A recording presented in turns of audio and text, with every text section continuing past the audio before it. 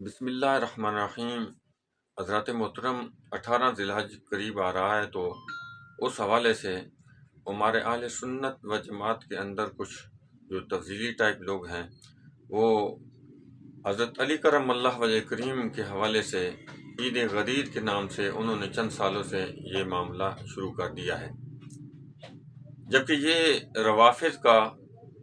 شعار ہے، پہچان ہے کہ وہ حضرت علی کرم اللہ وجہ کریم کے حوالے سے عید غدیر کے نام سے وہ مناتے ہیں، اور حالانکہ وہ حضرت عثمان غنی رضی اللہ تعالیٰ عنہ کی شہادت کا دن ہے۔ درپردہ وہ حضرت عثمان غنی رضی اللہ تعالیٰ عنہ کی شہادت پر خوش ہونے کا اہتمام کرتے ہیں، حالانکہ حضرت علی کرم اللہ وجہ کریم جو ساری زندگی اس عید غدیر کے نام سے کوئی بھی انہوں نے کبھی عید نہیں منائی، حالانکہ یہ بہت چھوٹا سا معاملہ تھا جو 18 ذی الحج کو غدیر خم کے مقام پر ہوا، اور اس میں غلو کرتے ہوئے آج اس کو بڑھا چڑھا کر اس سے یہ استدلال کرتے ہیں کہ حضرت علی کرم اللہ وجہ کریم کو حضرت محمد صلی اللہ تعالی علیہ وآلہ وسلم نے تمام صحابہ کرام کے سامنے خلیفہ بلا فصل مقرر کر دیا تھا، جبکہ سب جانتے ہیں یہ ایسا نہیں ہے۔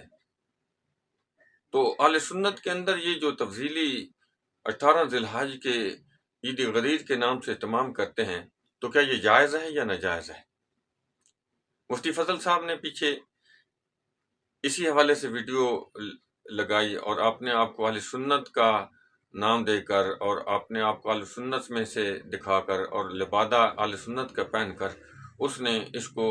نہ صرف جائز قرار دیا بلکہ اس پر پوری ڈرامہ لگا دیا۔ اسی طرح دیگر جو تفضیلی ٹائپ لوگ ہیں، آج چند سالوں سے محب اہل بیت کے نام سے انہوں نے ان تمام چیزوں کو جو شیعہ کا وتیرہ تھا، شیعہ کا طریقہ کار تھا، روافظ کے عقائد و مسائل کو اپنا کر انہوں نے اہل سنت کے اندر گھسیڑنے شروع کر دیا۔ تو آئیے دیکھتے ہیں کہ یہ غدیر خم کے مقام پر نبی صلی اللہ تعالی علیہ وآلہ وسلم نے جو یہ ارشاد فرمایا، من کنت مولا ہو فعلی مولا، تو وہ اس کا پس منظر کیا ہے؟ اس حوالے سے جتنی یہ روایات موجود ہیں، ہم اہل سنت و جماعت اس حدیث کو صحیح مانتے ہیں، اور اس کا معنی اور مفہوم وہی کرتے ہیں جو ہمارے سلف صالحین صحابہ کرام اور بزرگان دین نے کیا ہے، جبکہ روافض اس کا معنی، مولا کا معنی، یہ خلیفہ بلا فصل کرتے ہیں، نہ تو وہ کسی لغت کے اندر موجود ہے، نہ وہ کہیں اور جگہ پر موجود ہے، لیکن انہوں نے اس سے اپنا جو غلو کا معاملہ ہے وہ کرنا ہوتا ہے، اس لیے وہ لوگوں کے اندر حضرت علی کرم اللہ وجہ کریم کو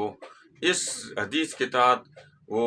ولایت علی بھی ثابت کرنے کی کوشش کرتے ہیں، اور اس حدیث کے تحت خلیفہ بلا فصل بھی ثابت کرنے کی کوشش کرتے ہیں۔ حالانکہ اس کا پس منظر کچھ یوں تھا کہ نبی صلی اللہ تعالی علیہ وآلہ وسلم نے یمن کے اندر کچھ لوگوں کو بھیجا، کچھ صحابہ کرام کو بھیجا، وہاں پر جب وہ مال غنیمت اکٹھا ہوا تو انہوں نے نبی صلی اللہ تعالی علیہ وآلہ وسلم کی طرف خط لکھا کہ کوئی بندہ ایسا بھیجیں جو اس کو تقسیم کر دے۔ تو نبی صلی اللہ تعالی علیہ وآلہ وسلم نے حضرت علی کرم اللہ وجہ کریم کو 300 سواروں کے ساتھ وہاں بھیجا اور انہیں تقسیم کرنے کا حکم عطا فرمایا۔ حضرت علی کرم اللہ وجہ کریم نے یمن میں جو مال غنیمت تھا وہ صحابہ کرام میں، تابعین، تبع تابعین میں جو وہاں پر مجاہدین تھے ان کے اندر وہ تقسیم فرما دیا۔ تو کچھ صحابہ کرام کو اس پر اعتراض ہوا، کیونکہ حضرت علی کرم اللہ وجہ کریم نے اپنا بھی حصہ نکالا کا تھا، اور ان میں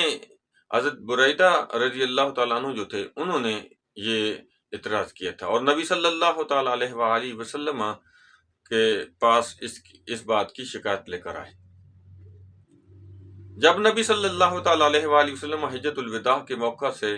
واپس آتے ہوئے اس مقام پر پہنچتے ہیں تو یہ شکایت جب ان تک پہنچتی ہے حضرت بریدہ اسلمی رضی اللہ تعالیٰ عنہ کی، تو وہ وہاں پر ان سے پوچھتے ہیں کیا معاملہ ہے، تو انہوں نے بتایا یہ معاملہ ہے۔ اللہ کے نبی صلی اللہ علیہ وسلم فرمایا کہ حضرت علی کرم اللہ وجہ کریم نے جتنا لیا اس سے زیادہ ان کا حق ہے،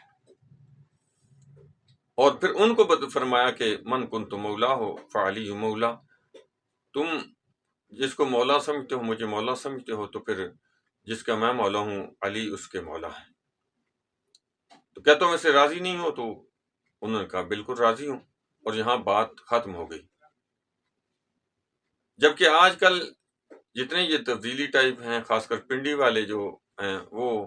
اس حوالے سے یہ کہتے ہیں کہ نبی صلی اللہ علیہ وسلم نے فرمایا کہ میں جس کا مولا ہوں علی اس کے مولا ہیں، تو اس کا مطلب یہ کہ نبی صلی اللہ تعالی وسلم حضرت آدم علیہ السلام سے لے کر حضرت عیسیٰ علیہ السلام تک تمام کے مولا ہیں، تو علی بھی تمام کے مولا ہیں۔ تو یہ جو معنی ہیں یہ درست نہیں ہیں، یہ طریقہ کار صحابہ کرام رضوان اللہ علیہ مجمعین کا نہیں ہے، تابعین کا نہیں ہے، مفسرین محدثین کا نہیں ہے، اہل سنت کا نہیں ہے۔ پھر میر علی شاہ صاحب نے بھی تصفیہ مابین شیعہ و سنی کے اندر اس بارے میں وضاحت سے فرمایا کہ اس سے یہ استدلال درست نہیں ہے، اور یہ چیزیں جو بیان کی جا رہی ہیں یہ درست نہیں ہیں۔ اور اس کا ایک خاص پس منظر تھا، وہ شکایت کے بدلے میں نبی صلی اللہ علیہ وسلم فرمایا بات اتنی تھی اور ختم ہو گئی۔ لیکن کوئی پھر بھی نہیں مانتا ہے، تو آپ دیکھیں صحیح بخاری جو ہے اس کے اندر جو کتاب المغازی ہے، اس میں نبی صلی اللہ تعالی علیہ وآلہ وسلم کے حوالے سے ایک جو حدیث موجود ہے، حدیث نمبر 4447 ہے۔ باب جو ہے وہ نبی صلی اللہ علیہ وسلم کی وفات کا بیان ہے، اور جو جس مرض میں آپ کی وفات ہوئی اس میں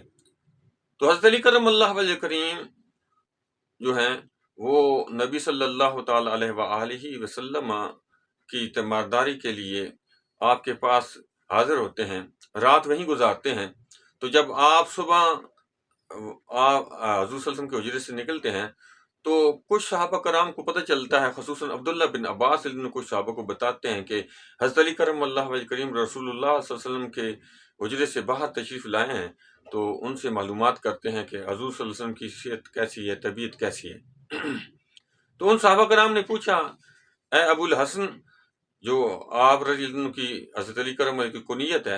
اے ابو الحسن بتائیے کہ نبی صلی اللہ علیہ وسلم کی طبیعت کیسی ہے؟ تو رسول اللہ صلی اللہ علیہ وسلم کی طبیعت کے بارے میں حضرت علی کرم اللہ کریم فرماتے ہیں کہ الحمدللہ اب پہلے سے افاقہ ہے۔ اتنے میں حضرت عباس بن عبد المطلب رضی اللہ تعالیٰ عنہ حضرت علی کرم اللہ وجہ کریم کا ہاتھ پکڑ کر کہتے ہیں، اے علی، میں تو کچھ اور دیکھ رہا ہوں کہ میں نے بنی عبد المطلب کے جو لوگ اس دنیا سے جانے لگے ہیں ان کے چہروں کو دیکھا ہے، تو مجھے تو یہ لگتا ہے کہ 2-3 دن کے اندر نبی صلی اللہ علیہ وسلم کا وصال ہونے والا ہے۔ اور کیا یہ بہتر نہیں ہے کہ ہم حضور صلی اللہ علیہ وسلم کے پاس چلیں، اور یہ پوری امت کے جو خلیفہ کوئی ہوں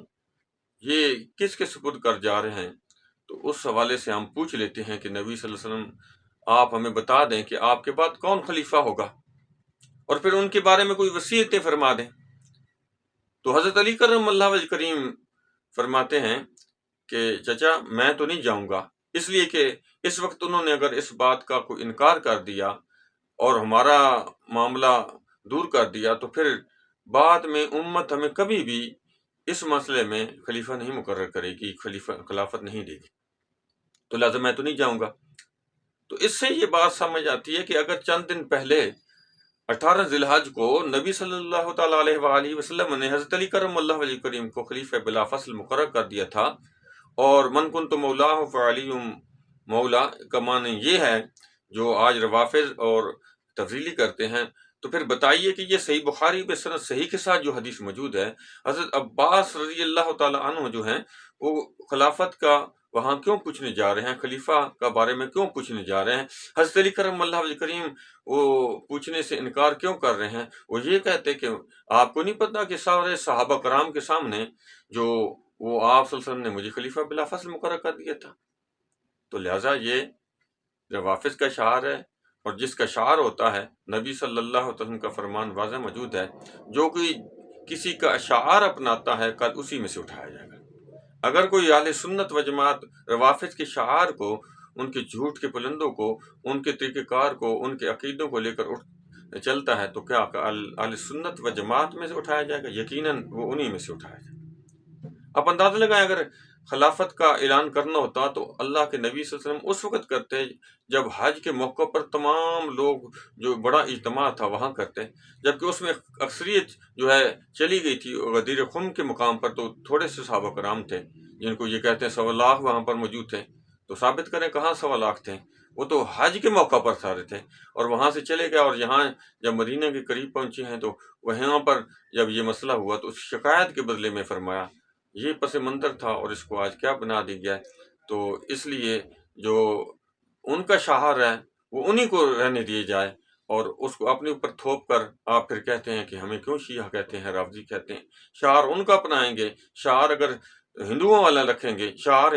آپ عیسائیوں والا رکھیں گے، تو اپنے آپ کو مسلمان اور اہل سنت کیسے کہہ سکیں گے؟ تو اللہ تعالی ہم کو سب کو ایسے چیزوں سے بچنے کی توفیق عطا فرمائے۔ وما توفیقی الا باللہ العلی العظیم۔